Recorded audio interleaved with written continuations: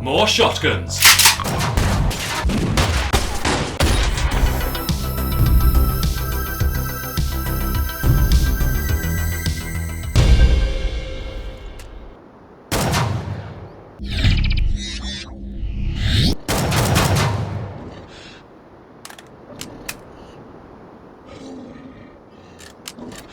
Killing Floor 2. The developers have flexed their creative muscle with some really inventive designs. First up is a clever sci-fi modular weapon.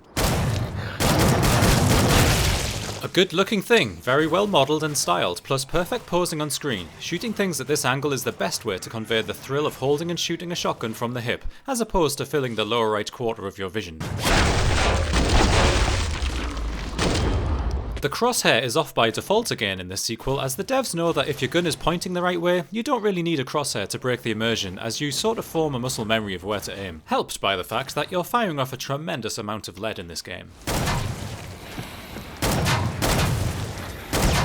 The shot sound effect is good, not amazing. I was hoping for more sci-fi tones in there. Weapon animation is world class however, extremely nice motion to reloads, shots and idle movements. Really a pleasure to watch expressive and accurate weapon handling. Projectiles here are well refined, extremely satisfying visually and effective at short to medium ranges. The rate of fire is excellent with semi-auto fire to take it at your own pace. The sound of buckshot hitting the scenery is great too.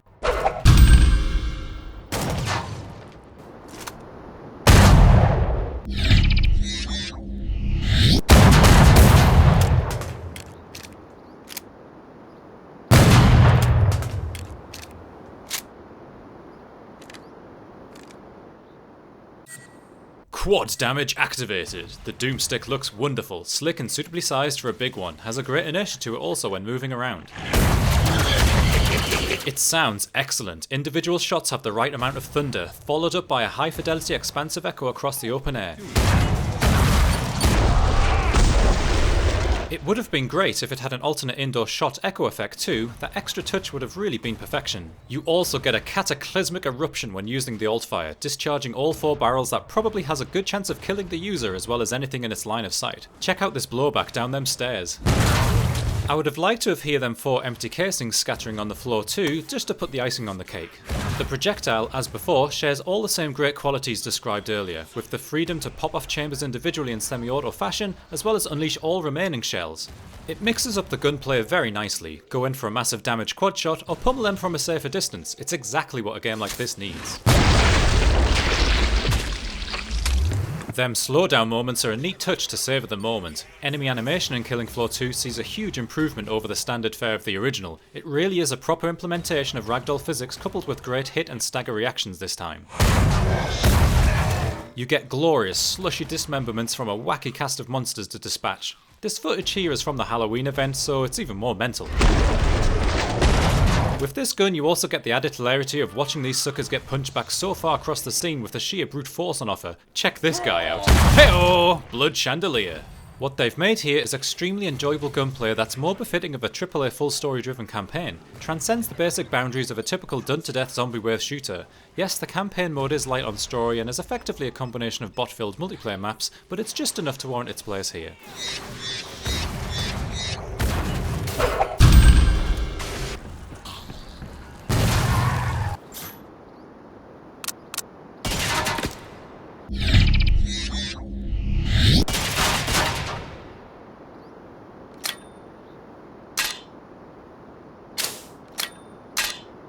Well, it's a nailgun, isn't it? But it has a spreadshot alt-fire which I'll stick to, and the developers have listed it within the shotgun category, so who am I to rule it out? Since it's a nailgun, it feels like firing a shotgun kitted out with a foregrip and very good suppressor. It has some nice feeling to it, especially when your nails ricochet all over the place when you miss or hit heavy armour. It's fun, but the model, while well made technically, isn't a real looker.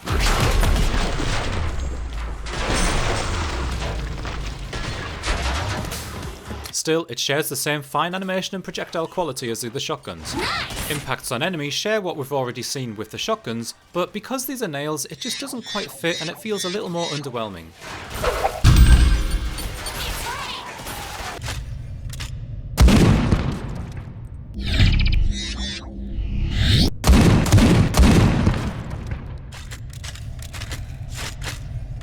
Space Hulk Deathwing, the final FPS of 2016, and what a superb year it's been for original shotgun designs. Can this game add one more?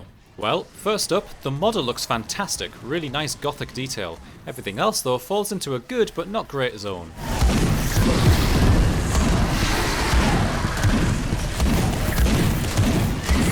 It's a very repetitive weapon to use as you have no variation in the fire modes to mix up the gunplay, and you will be firing this thing a lot in a playthrough, the enemies are so numerous.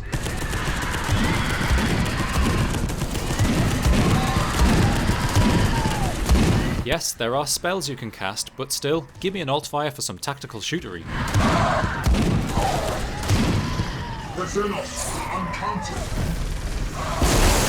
The ricochet is a nice touch, but it doesn't make any neat sound when bouncing around, so it lacks emphasis. Enemies are bullet spongy and not the most dynamic at all. It's all very basic interaction with nothing standing out as particularly smart. What it does do right is the impressive weightiness and motion on screen. Aiming and firing does have a good feel to it, but after an hour you'll be yearning for a different weapon.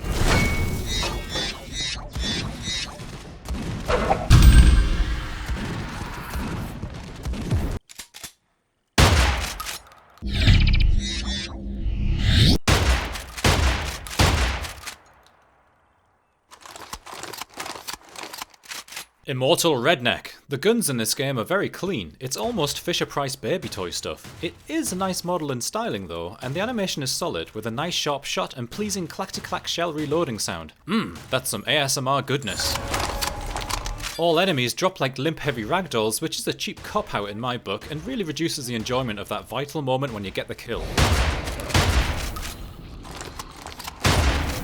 Impacts on enemies are arcade-style simplistic flashes and particles. It's very basic, but they did do a polished job of this at least, so there is some fun hitting things before the death dolls flop about. I'm not a fan of the constant muffled audio when you get low on health, however. Devs, just do it for a few seconds after the hit, otherwise it feels like you've caught a bad flu for large parts of the level.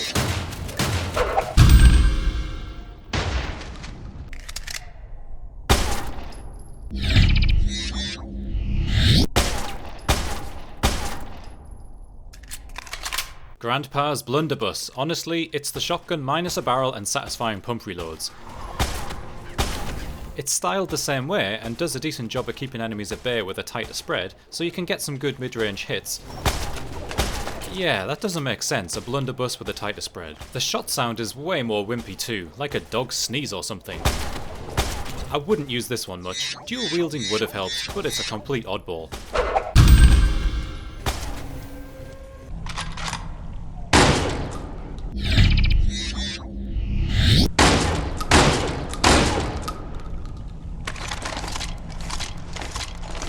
The vertical shotgun just doesn't do it for me. It's a real downgrade on the regular shotgun. Animation is particularly dull, and without the pumps between shots, shooting feels anemic. Should have been more true semi-auto, or at least a faster rate of fire by default. The shot sound is again a downgrade, too light for such a long delay between shots. If it had some sort of charge up and amazing effect, then yeah, okay, delay each shot. But as it is, it's underwhelming.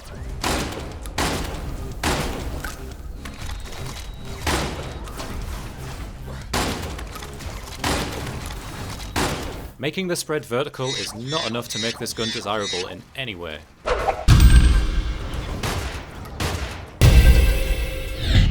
Please consider supporting on Patreon.